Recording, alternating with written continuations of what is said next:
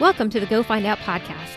I'm Jennifer Jelliff-Russell, author, speaker, and entrepreneur, bringing you actionable ideas and interviews with awesome women to help you pursue your dreams and achieve your goals. You can find more episodes of the Go Find Out podcast by visiting gofindoutpodcast.com. Enjoy the show and go find out. Welcome to the Go Find Out podcast, episode number 25. I'm your host, Jennifer Jelliff-Russell. Today, I'll be interviewing Evelyn King about her journey to getting into fly fishing and what internal obstacles she had to overcome to get started in the sport. In my personal update, I'll talk about how the National Novel Writing Month, or NaNoWriMo, is going so far for me. And spoiler, after administering the local election on the 3rd, it's not going great. I'll also talk about something new that I'm loving this week. All right, let's get to that personal update. It has been quite the week, listeners. I'm recording this on November 7th, 2020, and we are still waiting to hear official word on who will be the next president of the United States. I made it through administering our local election, and the local election clerks and ballot clerks did an amazing job and kept things running so smoothly through the election and the ballot counting process. It was wonderful. So I'm so glad that stress is over. It definitely took a toll on both me and my husband, since he acts as the election warden for our local election. We were at the election site from 9 a.m. until midnight, which is a really long day for us, especially since we tend to be folks who go to bed at like 9 p.m. It was apparently a really long day for our dogs as well. When we got home, we found that one of our dogs had taken the liberty of removing a bag of rolls that I had just made from scratch a couple of days before. She took them off the counter and ate all of them while we were gone. I can't really blame her. I think we've all been stress eating this week, right? So I did start out strong with the NaNoWriMo, or National Novel Writing Month, on November 1st, but then I didn't really write anything again until just yesterday. So I definitely have a lot of ground to recover, but I will, it'll take me a little while, but I'll slowly chip away at it by writing a couple hundred words each day. If you're taking part in the National Novel Writing Month challenge, I really hope it's going well for you. Hopefully better for you than it is for me right now. I'm definitely thinking that I probably should have opted to write something maybe a little more fun than just like job seeker guides. While those are interesting, they're not really like super fun, and they don't really like take me away from the real world, right? But it's too late. I'm in it now, so I might add some like scary short stories to the mix just to kind of keep it interesting and fun, but we'll see. A little side note on writing. So the week before Halloween, I re-released a book of short stories for kids after changing its name and putting a new, more professional cover on it. It's like a book of scary short stories, right? And I didn't expect it to get too much attention, but I ended up selling over 50 copies of the paperback book, and most of those books went to buyers in the UK, which is super cool. I think that means that I can actually call myself an international author, right? So I've decided that I'm actually going to try and get another book of short stories for kids out in time for Christmas. I was really leaning towards like scary stories, like a Christmas scary tale, and then other scary stories or something along those lines. But I'm really struggling to kind of make Christmas scary, which makes sense. So it might turn into magical holiday stories or magical Christmas stories or something like that. But I figured something that is holiday themed might do really well, since the Halloween themed book did pretty well for kids. So we'll see. It should be an interesting challenge to get it out before Christmas. So I will keep you guys posted on how that goes. So this week, what I'm loving. So what I'm loving are affiliate programs. In case you're not familiar with what affiliate programs are, they're basically when you sign up with a company to receive a kickback for marketing that organization's services or products, right? So the kickback is usually in the form of like a monetary payment, but it can also be in the form of like free services or products from that organization or company. But you only get that payment if somebody uses your affiliate link to sign up for that organization's services. That's a lot of wordy stuff right there. So basically, if I talk about a product on this show, I will tell you, hey, this is an affiliate product. I've dropped a link in the show notes for you guys. If you use that affiliate link, I get basically a kickback. I've heard other podcasters and YouTubers market these affiliate programs, but I was really initially kind of wary of signing up for any kind of affiliate programs. Honestly, it felt a little skeezy to me, right? But after a little while, I realized that a lot of the podcasters and writers who I respect and listen to frequently, that they do some affiliate marketing, but they specifically only suggest products or organizations that they themselves use. So it's basically organizations or products that they trust. So that's what I'm going to do. So if I talk about any products, and again, I will tell you, hey, this is an affiliate product, it's going to be an affiliate product or service that I use or that I really believe in that will actually help you instead of just like throwing products at you. So I hope you don't mind me doing that. But again, these are actually things that have helped me. So for example, during the last episode, I talked about Canva, and they actually do have an affiliate program. So I was kind of like, oh, well, I truly use Canva for all of my social media promos. I also use it to make both the logos for the show that I've had. So I signed up for their affiliate program. With Canva, you can create engaging images for social media like Instagram, Twitter, or Facebook, as well as a ton of other things. Like I mentioned, the logo. You can also create posters. I actually created a poster this summer for the local farmers market. Super easy and really fun and bright and vibrant. And then you can also create book covers on there too. And personally, I use the free version of Canva, and it does everything I need it to. I would say I'm considering stepping up to the pro version, Canva Pro, just because it would give me access to more of the pictures that they offer. Because if you sign up for the free version of Canva, you do get access to some of the pictures, but not all of them, which just means that for me, because again, I use the free version, when I need a picture that's not on there, I will just jump on like a free photo website like Pixabay or Unsplash and download some of their free media. But going up to the pro version could really save some time because you'll have access to all of the pictures right there on Canva, and you won't have to play the go search somewhere else to download and then upload to Canva to create the image that you want, the final image for Instagram or whatever that you want. So like I said, I'm going to try out the pro version, see how it goes, and I'll let you guys know if I think the pro version is worth it or not. If you guys would like to try the free 30-day trial of Canva Pro, you can actually do that by using the affiliate link, woohoo,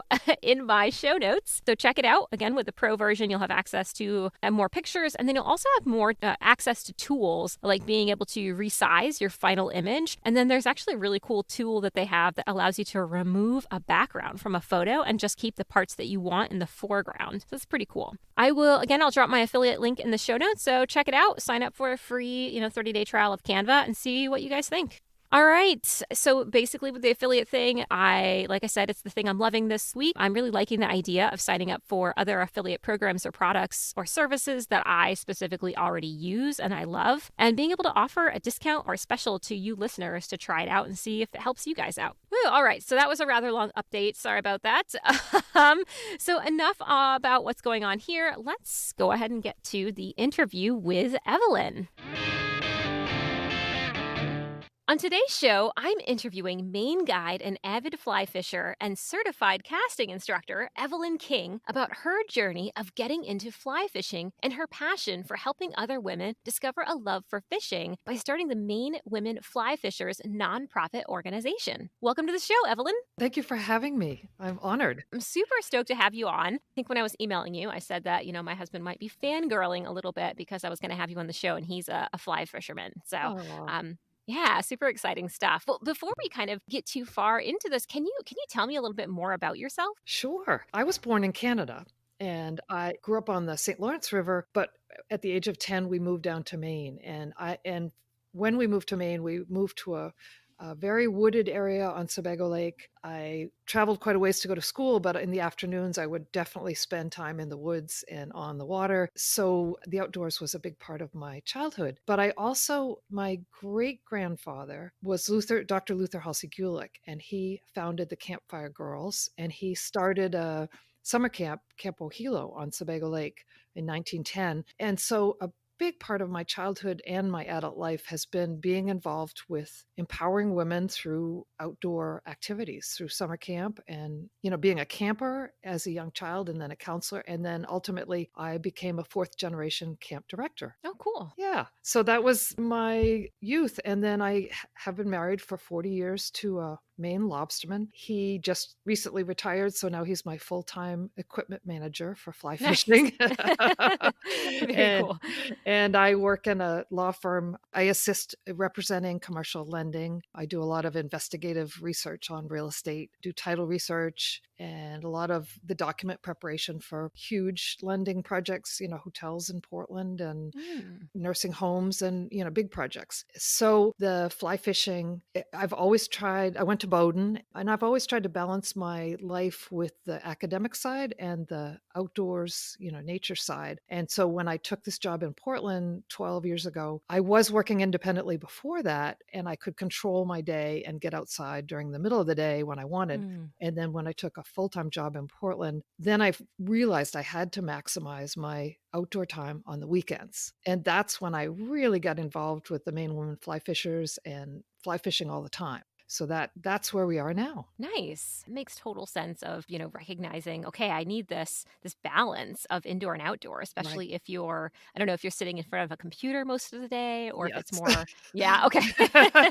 Yes, yeah, and I Yeah. totally get that as somebody who writes and is in front of my computer doing podcasting most of the day. In the summer, my way to get away from the computer was gardening and Oh, farming here in Maine, but now that's, winter is coming. So right. so I have to find some other method to kind of step Well, away from the computer. I recommend ice fishing. Ooh. And that's something recently we've gotten into. I used to ski all the time at Sugarloaf, and when we Mm. stopped going up as much, I said, "We really need to find an activity outside in the winter," Mhm. and ice fishing is a hoot. I mean, it's just it's really fun. Nice. I'll definitely have to try that out. We do some snowshoeing and we bought some cross country skis, but Oh, good. yeah, ice fishing would be fun too. Well, can you tell me like how and when did you actually first get into fly fishing? Well, that's a funny story.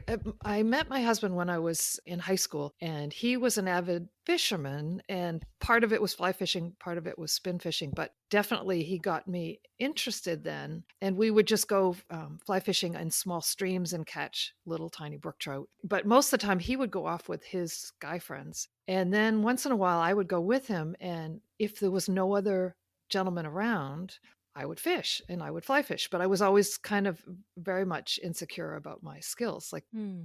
like we've talked about. So if ever we were on a pond and we were fishing, and another canoe came up, and it showed up, and there were men in it, I would stop fishing and pull out my book and pull out a bottle of wine and, and sit in the bow, which was really lovely. And I never minded, but I wasn't about to show my skills to anyone else. And my husband, at that time, my boyfriend, kept saying, Evelyn, don't do that. These guys aren't any better than you are. And, nobody cares. You don't have to be able to cast well to fly fish. So definitely, I felt like I was an imposter. And it took a long time, but I finally did realize, and I started to continue fishing when people showed up. And every once in a while, I'd catch a fish and when someone else wasn't. And it just fed on itself. I became empowered, but I think because he believed in me and kept encouraging me. So I can fully empathize with women that are intimidated to start. Hmm. But on the other hand, I so want to encourage people to do it, to not worry about who's around you and whether they know to fish or not, because often the people you're fishing with are imposters.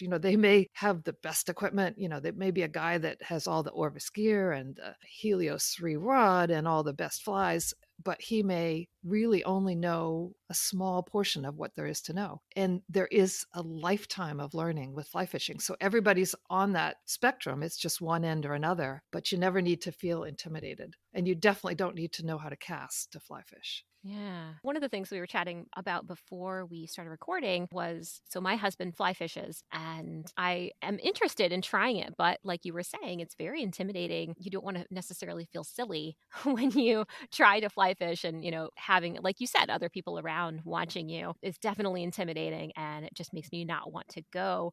I think one of the reasons is that fly fishing is very different, right, from regular fishing. Can you kind of explain the difference between the two? Oh, sure. Fly fishing, well, spin fishing is a great way to get new people into the sport of fishing. It's something that anybody can do with spin fishing. My understanding, and I could be wrong, but my understanding is that the weight of the lure is what propels the line out. So you basically, with your rod, you chuck the lure as far out as you can go, and the line goes with it. And you can be using live bait or, a metal lure or something to attract the fish. Whereas fly fishing, it's the weight of the line that it carries an unweighted fly out after it. And so the method of casting your rod is you're trying to get the line to propel in a straight path to let the fly land on the water gently as far out as you can. But on the other hand, with fly fishing, as you're learning and your casting isn't as good, it's good to know that the majority of the fishing that we do with fly fishing is in a small river or an area where there's moving water. And you really just have to chuck the fly out or the nymph, whatever you're using, to get it into the water, and then the moving water moves it. And so the casting, although it's what people think of with fly fishing, the river runs through it, it's the image, it's beautiful. But in reality, the joy of fly fishing often comes from just getting the fly out in the water and a fish tugs on the fly, and then you have a fish on the line. The other thing that's different is with spin casting, like I said, you often use real bait, live bait, whereas with fly fishing, you're trying to entice the fish with an artificial fly that's either imitating a bug or a nymph or sometimes a little bait fish, like Carrie Stevens' gray ghost is imitating a smelt pattern. And there are times when your fly fishing will attract way more fish than an actual live bait fish. There's just sometimes, especially when there's bugs hatching, your fly can imitate a bug hatching, whereas a spin fisherman doesn't have a chance. So, they're complementary, but I feel like with fly fishing, there's so much more to learn, which makes it a wonderful thing to be passionate about because you never learn it all. There's so many resources you can go to learn more about the bugs and the water and the casting and the guiding and everything. And the flies themselves, do you tie your own flies? Yes. Well, I do use other people's flies sometimes, but I love to tie flies, and I do it quite a bit in the winter. Mm. And there's some patterns that I will only use mine, but then there's some patterns that are really hard to tie, and you're apt to lose the fly on the second cast. Right. There are a lot of the nymph patterns that are heavily weighted that are going to get caught on a log at the bottom of the river. Then I don't bother to tie those. Mm. But that's a whole art in itself. And one of my other passions has been making jewelry, Oh. silver and glass jewelry. And that segued into the fly tying perfectly Oh, because yeah. it's that detail and I love working with the materials. It's a very intricate kind of thing. Yeah. We've talked about one challenge, which is sort of that intimidation of starting, of being out there and casting and fly fishing, especially among men. What would you say were your biggest challenges when initially getting into the sport besides the intimidation? Well, I think it was a learning curve in the very beginning. I mean, I can distinctly remember going fishing there were 6 of us couples, and one of the fellows worked at inland fisheries and wildlife and was very knowledgeable. And we were kayaking down the Androscoggin River, and I watched him, and I was driving me crazy because he seemed like he always knew where to be, and he had this mission, and he looked very purposeful. And I spent a lot of time that day watching him and thinking, man, I wish I had that depth of knowledge to be able to read this water and to be able to figure out the fly. There were so many unknowns to me. And I think it was an obstacle, but it was such a good one because it opened my eyes to all the different things that you could learn. And I took that frustration and applied it to educational, lifeline. And to this day, I have books on every aspect of fishing, and I, listen to podcasts and I watch videos, and I'm now at the stage where I could go back to that day and just feel really good about taking that same trip. I wish I could go back to that day, but it's such a clear avenue for me. I feel like in terms of the male population, gender issues, the men that I've been around with fishing have only been super supportive. And like working with this Maine Women Fly Fishers group that we'll talk about some more, we've had so many male guides that have come and spoken with us. And, my husband's been so supportive, and a lot of the other husbands. I think the only negative we've ever had is that some of the younger men that hear about our program are wishing there was something like this for men, because Mm. what we have an audience that everyone admits, they're willing to admit they don't know a lot about fly fishing. And so we can start A to Z. Whereas a Right. lot of the guys have been fishing for a number of years, but they really haven't had access to that kind of resource. And they don't want to admit that they're still learning, but they're very interested to hear what we're doing. But yeah, so I feel like I have always felt like I've worked in collaboration with guys, and they have always been very appreciative of what we're doing and supportive and contributed. And in sometimes there've been a few times when men and will say things that they're kind of in awe about what's going on. And that takes a lot to admit. I mean, I think that's really cool, and I've enjoyed that. And we've always been open with the Maine Women Fly Fishers. We've always held meetings that anyone could come to. It doesn't matter your gender, your race, your religion, anything. It's just that we started with the idea of giving women an opportunity to have a group of other women that were just learning. And along the way, we've added in, it's an open platform. Okay. As you started getting more into the sport, did you get any pushback for being a woman in the fly fishing world? No. Yeah, I never got pushback. And in fact, I got sort of elevated to a position in Sebago Trout Unlimited where they really wanted me to come on board to see what I could do to help promote fishing with women and get more women involved. And I felt once again sort of like an imposter, like I don't, who am I? I don't know what I can do. But at the same time, I was getting involved with Casting for Recovery, and I could see how empowering it is for women to get together as a community and learn a new passion and be on the water. And I could see all the positive things. So I felt like this support I was getting, I could run with it. I should accept the challenge. It was put there for a reason, and run with it. And it's been really satisfying. And so we've talked a couple of times about the imposter syndrome, and it sounds like you were kind of like, okay, I'm just going to accept the challenge. Did you do anything else to kind of deal with that feeling like an imposter, or was it just a matter of pushing through? Oh, no, absolutely. I figured I wanted to learn personal skills, learn how to cast better and learn how to fish better. And so I figured any challenge I took in that direction would give me more skills and give me more confidence. And so I undertook to do the Registered Maine Guide program and passed the guide's license, which was really exciting. It was a great learning tool. And then I also went ahead and enrolled in the Fly Fishing Federation certified casting instructor program. And when I first started that, it was clear that my casting wasn't up to par, and I wasn't doing it to be able to say, I'm an expert, I can teach. I did it so that I could have the skills to better myself, but also to be able to share them with the women in the Casting for Recovery or the fly fishing group, the women's group. But along the way, having these educational opportunities gave me confidence. So I no longer felt like an imposter, but I clearly have always been humbled by other people that I've met that know so much more. I mean, like I said, there's a lifetime of learning. So you mentioned the Maine guide aspect. Can you give us a little bit more information about what it actually is to be a Maine guide? Yeah, it's a really fun challenge. And I know a number of women that have gone ahead and done it lately, which is excellent because we want more women guides in the state. It starts out, obviously, you want to have a background in the sport, in this case, in fishing. You want to have a background and a confidence to know that you would do a good job guiding other people. You want to be able to share your knowledge. But then to get actually certified, there's a number of programs, educational programs that will do a week-long course or an evening course to prepare you. Ultimately, there is an exam that the state of Maine Inland Fisheries will give you, and it's very intense. And so the educational part is learning to identify all the ducks and all the fish and wildlife in Maine and to learn all about the equipment. But it's also primarily on safety too, having the first aid background, because they want to make sure if you're advertising yourself as a guide and you take someone into Baxter State Park,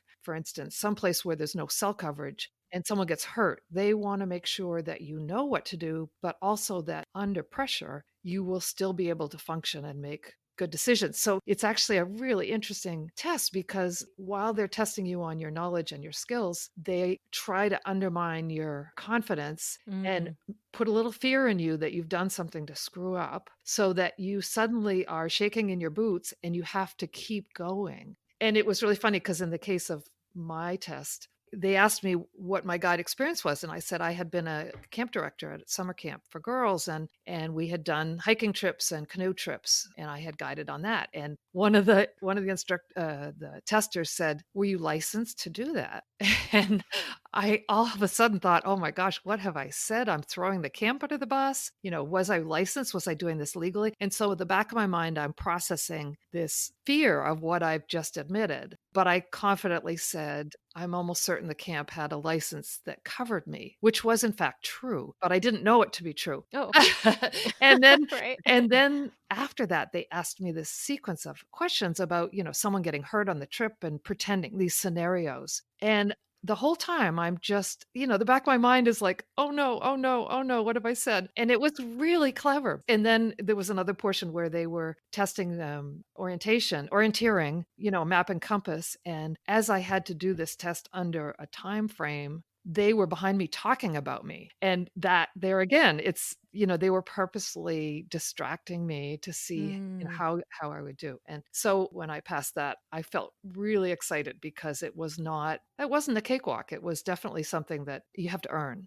Definitely a boost in confidence would be my guess, and Yes. so it kind of helps to, like, chip away at that imposter feeling. Right, right. I know. So I was actually doing a little bit of research on Maine guides, and I thought it was really cool and wanted to share with listeners that the first Maine guide was a woman named Cornelia Thurza Crosby. Hopefully, I said that right. Yeah, Crosby. Yep. And she was licensed in 1897, and she was like buddies with Annie Oakley, so just fun stuff. But it seems now that Maine guides are kind of predominantly male. What has that been like being a guide in such a sort of male dominated industry? Well, it is, I feel like it's been a supportive thing. Okay.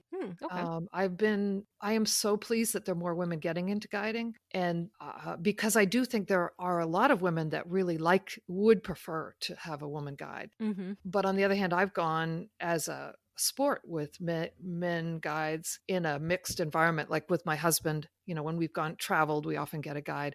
And Mm. most of the time, the guides pay 90% of the attention to me and only 10% to my husband. So it's actually a real benefit Mhm. to having a male guide. So, but I feel like there are definitely guides in Maine that are probably not thrilled that it's women encroaching. I mean, you're going to have that in every avocation, but I think in general the male guides are very supportive and helpful. And Cornelia, there's a Crosby, back to that. I Mhm. She is such an impressive figure, and I think it's Right? so cool that she brought fly fishing to Maine. I mean, well, she wrote a lot about fishing in a local newspaper, and she became an advocate for the Maine Central Railroad. Mm. And she actually went down to Boston and New York and started the idea of showcasing Maine in the sportsman shows. She built these log cabins in the sportsman shows, an actual log cabin, and she had real guides and mounts of animals there. And her display was always the most popular display, like in New York City, and in Boston, her display of Maine fishing,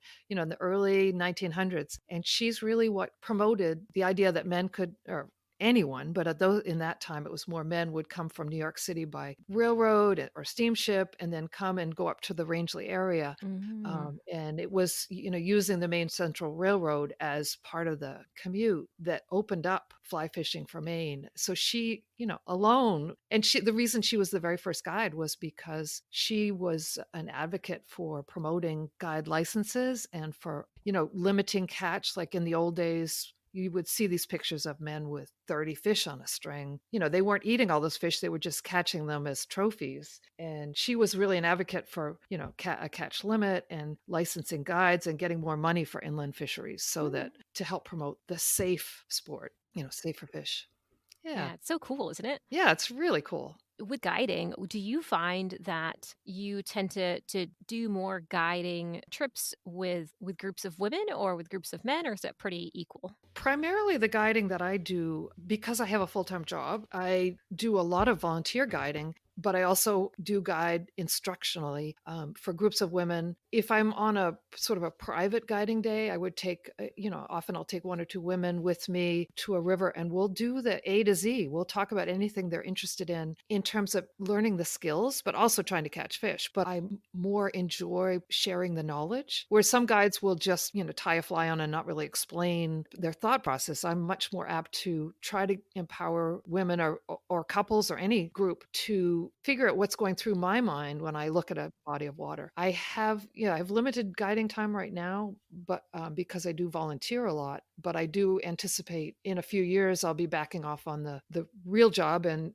doing a lot more fishing. And I really look forward to that. I feel like this kind of brings it to the teach a man to fish, teach a person to fish, right? Right. Ironically, right, about fishing, that you're not just putting the fly on the line for them and giving them the rod and just being like, okay, go for it, yeah, right? Like Yeah. you're actually teaching them, sequentially, like this is what we're doing now. This is why I chose this site. this is why I chose this particular Exactly, fly or nymph. exactly. Yeah. Well, and I think that as you said that, I was thinking one of the fears I have is that there's so many more single parent families in this generation. And, traditionally it was the fathers that would take the sons and sometimes the sons and daughters out fishing and to carry that forward. And nowadays there are an awful lot of Mm. families where the dad isn't around to be doing that. And so I'm really excited about getting more women to fish so that they can pass it down to their children and their grandchildren. And it's really fun. Like we were on the St. George River this spring, or yeah, I think it was this spring, and we were fly fishing away, and all of a sudden across the river comes this woman with 4 kids, and there's no dad around, and she's lining the kids up with their fly rods, and she's getting them all set. And it was the most exciting thing to see because yeah, those are 4 kids that they'll learn it from their mom. And we need more women to get into it in order to pass it down and to get more daughters fishing too as well. And so I do just want to backtrack for a second because we've touched on the Maine Women Fly Fishers and a little bit about what it kind of is, but can you give me a more in-depth definition what the Maine Women Fly Fishers is, like what they do? And I think we had already kind of talked about what prompted you to start it. Sure. I got involved in starting the Maine Women Fly Fishers because I was asked from Sebago Trout Unlimited. I was brought on the board, and they had a very impressive goal to get 1,000 women fly fishing in the next 5 years. So I took it on, and there were at that time, there were very few women in the audience of Sebago Trout Unlimited. And what I found quickly is that when I was put up in front on stage, I would talk about things that we were doing. The women that might be apt to look in the door and see all women in the group actually would come into the room and single me out afterwards to talk to me because they were so excited that there was a woman there. So I quickly realized the power of building a community and being, showing up, just showing up. And so there were 2 other women that were involved right from the very beginning, and they helped me get together this agenda. And we just started coming up with things like, could we offer a casting lesson? Could we, have a meet and greet at a brewery? And we quickly went from having 2 or 3 events to this last year before COVID. I think we had about 35 events over the Oh, wow. year where we would have once a month very regularly have a meeting at a brewery or at Muddy Rudder, have dinner, and we would get a speaker. And I would try to reach out to other women that were in the sport but also men guides. And each month we would address a different skill. It might be tying knots, it might be entomology, rods and reels, lines, and all. And there's an endless supply of material. And then we started doing, even from the first year, we offered a learn to fly fish, 101 fly fishing for women, had a group of mentors get together. In the beginning, it was mostly men helping. And this last year, when we did it, it was all women. And Wow. all women that had started with our program. So the Oh, idea that's so cool. yeah, the idea that we were teaching and then empowering the people we were teaching to pass on their skill for them to realize too that they're not imposters. They may not know everything there is to know about fly fishing, but they can know enough about their one subject matter to be able to share it with newbies. So this last year we had an all-day event in Poland at one of the state parks at Rang Pond, and it was so rewarding. It's so exciting. So one of my goals was to build a community. And I feel like of all the goals I had, that was the most successful because we built the platform on Facebook. And as much as I don't love social media, when you're trying to get a group of people together that from all walks of life and all, it's a wonderful platform because we would get people to join and then promote our events there. And then every event we had, we would take pictures. And that's something that I realized quickly on is that part of empowering women is showing them in their fly gear or in an event where they're actually doing it. It's like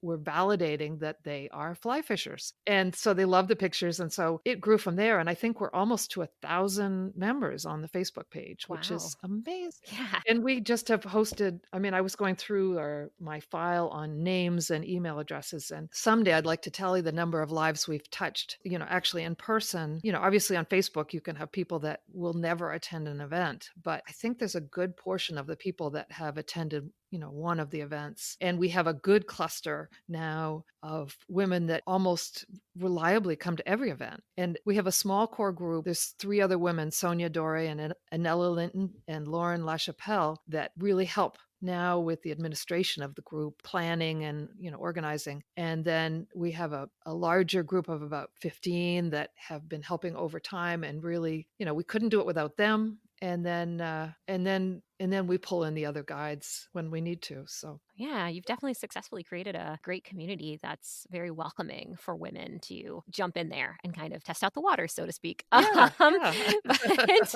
I want to also ask you, what habits do you feel that you have that have made you successful as a fly fisher? Oh, well, that's a good question. I get to be quite obsessed with things.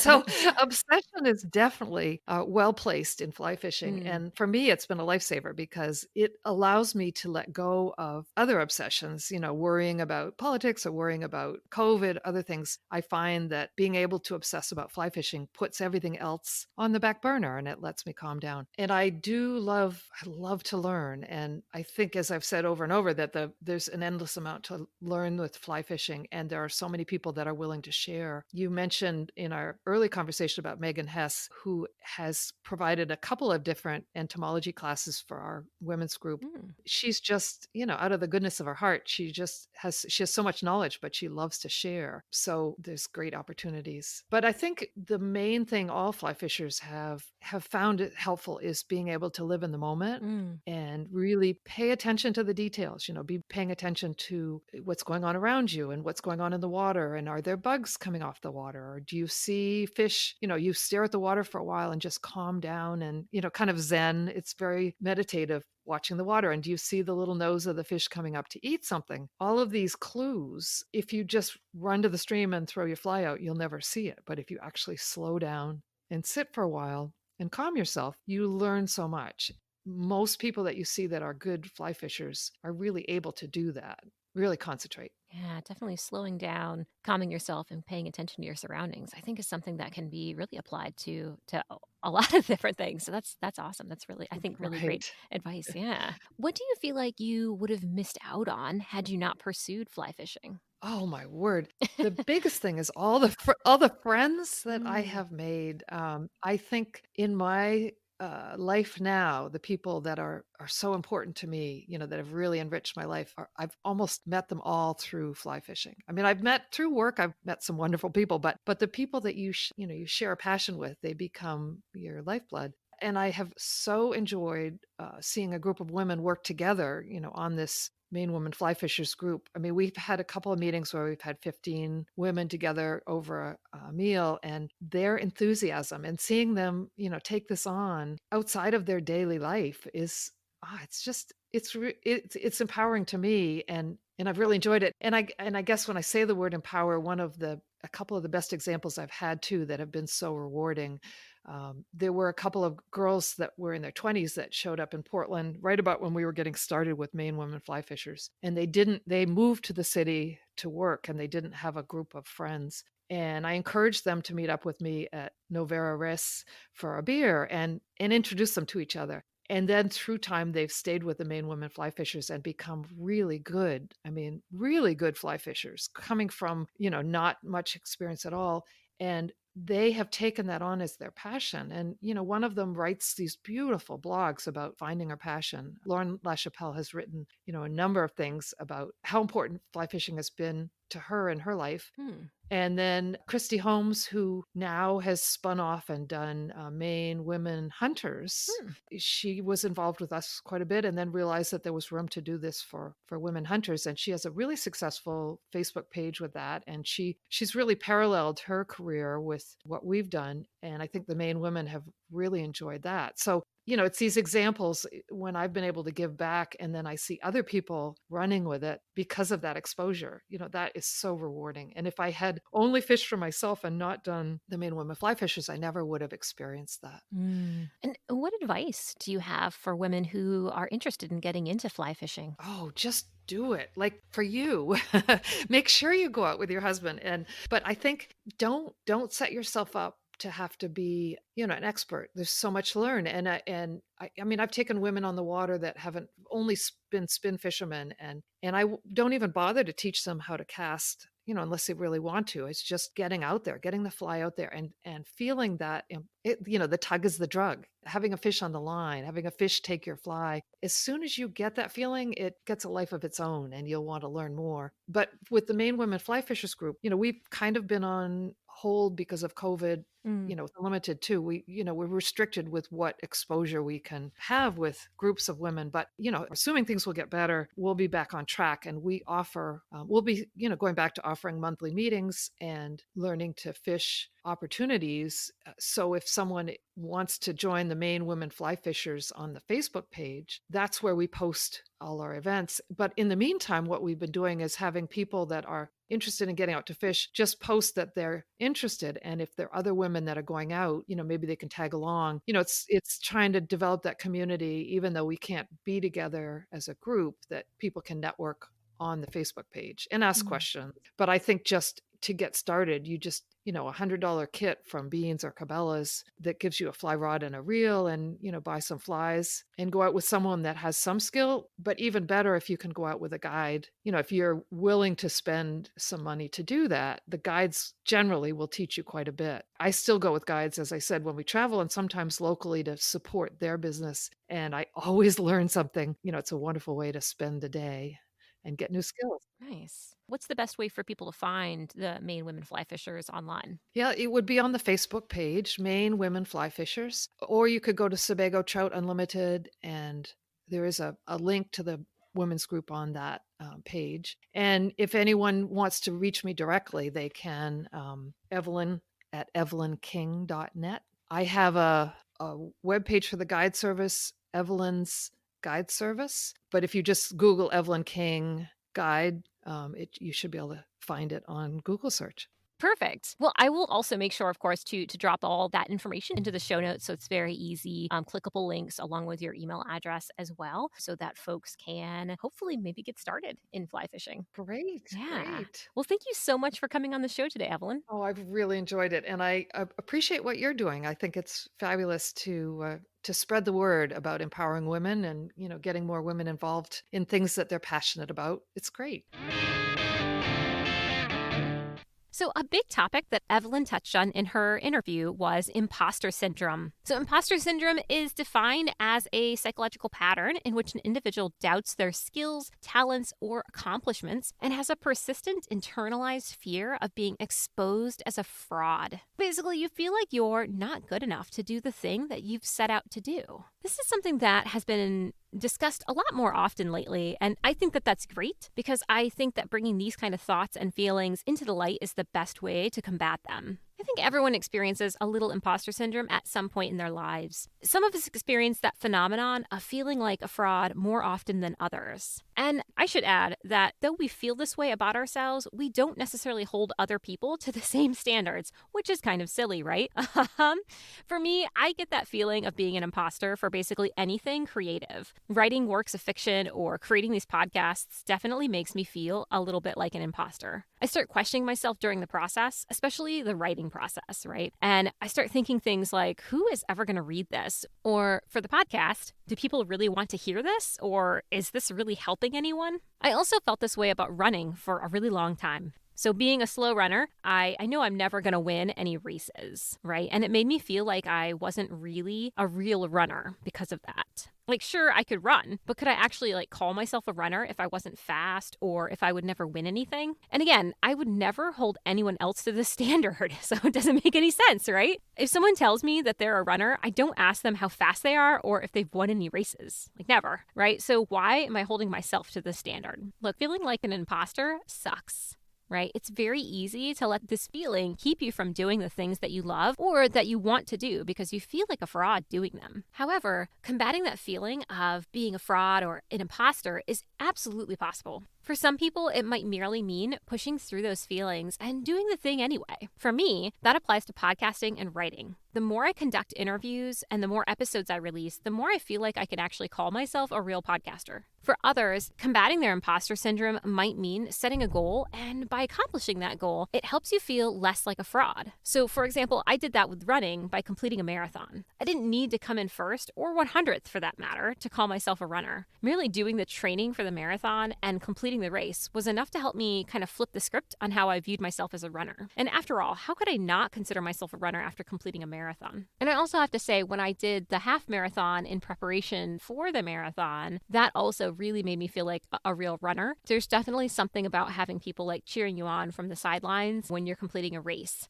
Another method of dealing with imposter syndrome, as mentioned by Evelyn, is to continue educating yourself on the thing that you're trying to do. So for Evelyn, that meant continuing to learn about fly fishing from books as well as from other fly fishers. When it comes to imposter syndrome, sometimes the more knowledgeable you become on a topic, the less likely you are to feel like a fraud. So what tasks or goals do you feel like an imposter around, listeners? I'd love to hear if you found something that helps you fight that imposter syndrome feeling. You can DM me on Instagram at GoFindOutPodcast or tweet me at GFO Podcast. All right, that's it for today. Join me next week when I interview career whisperer Sandy Golinkin about her journey of starting the organization Raising the Bar, where she provides one-on-one consultations, mentoring, and online classes aimed at helping job seekers of all ages identify the right career for them and land that coveted position. Until then, listeners, go find out. Thanks for listening to the show today. I hope you found the information beneficial and that it helps you tackle your own Go Find Out goals. You can find more episodes and the show transcripts at GoFindOutPodcast.com. You can also let me know what you thought of the show by tweeting me at GFO Podcast or follow me on Instagram at GoFindOutPodcast. That's it for today. Now go find out.